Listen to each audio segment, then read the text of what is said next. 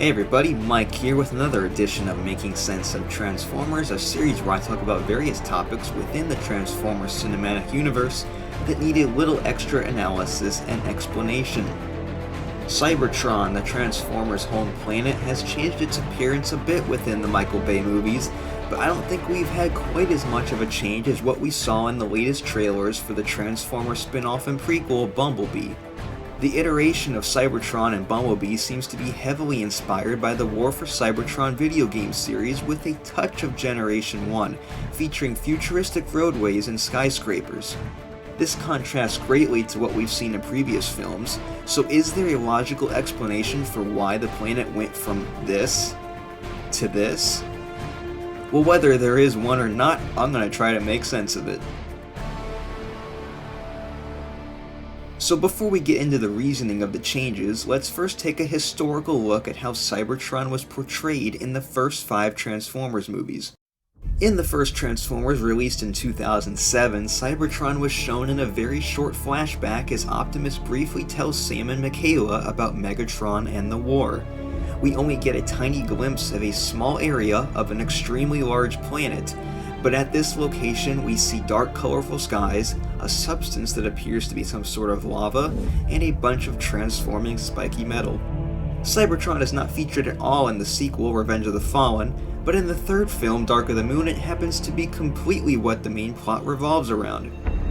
At the very beginning of the film, we get a good look at the planet toward the end of the war as Sentinel Prime and a group of Autobots try to escape on the Ark with hundreds of space bridge pillars.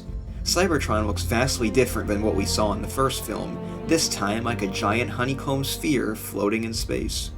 Cybertron is absent again in the next sequel, Age of Extinction, but appears once again in The Last Night. After searching for his creators, Optimus Prime eventually lands there and meets Quintessa. The planet goes through another appearance change this time around, but maybe not as extreme as the time before.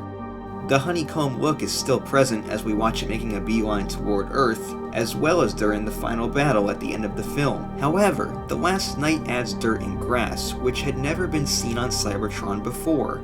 On top of that, it is significantly smaller. This finally brings us to Bumblebee, and even though we've only gotten a couple seconds of footage from the Cybertron sequence so far, the obvious changes are pretty jarring, especially when you look at the appearances of the Transformers inhabiting the planet.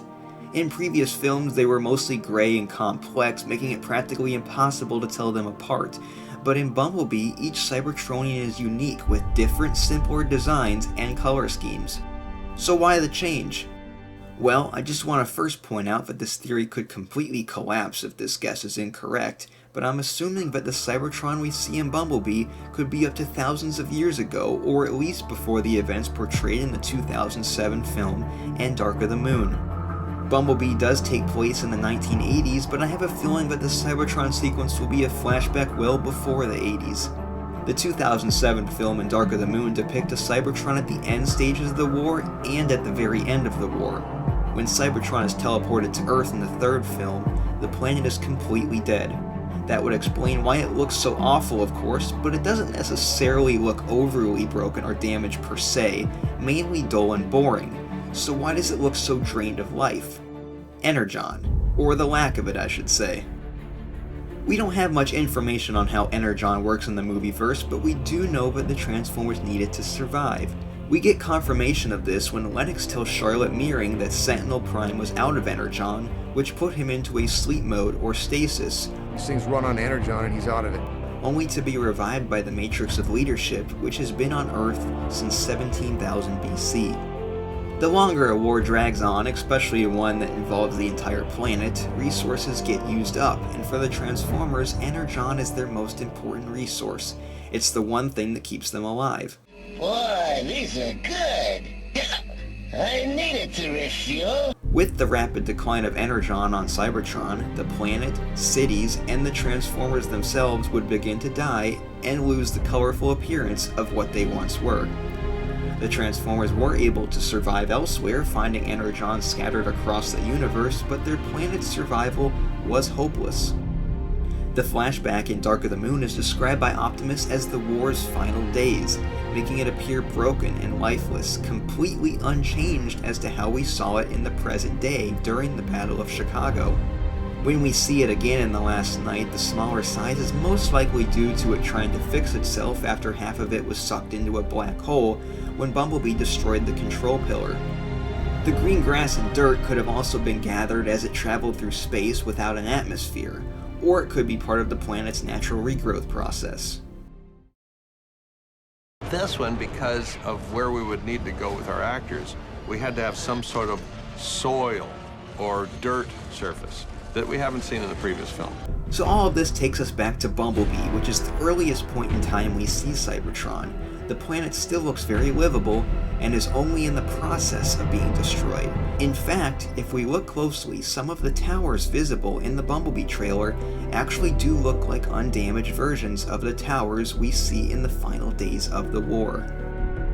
The final verdict? Was this more of an artistic choice by director Travis Knight? Probably. But as for the in-universe explanation, we are simply looking at another period in time during the war for Cybertron. I hope you all enjoyed this latest edition of Making Sense of Transformers. Check out the previous episodes by heading to the playlist on my channel, and just like before, if you have another topic you'd like to see me tackle, leave a comment below. Also, make sure to hit that like button and subscribe for more Transformers related content. Signing out, I'm Mike. See you next time.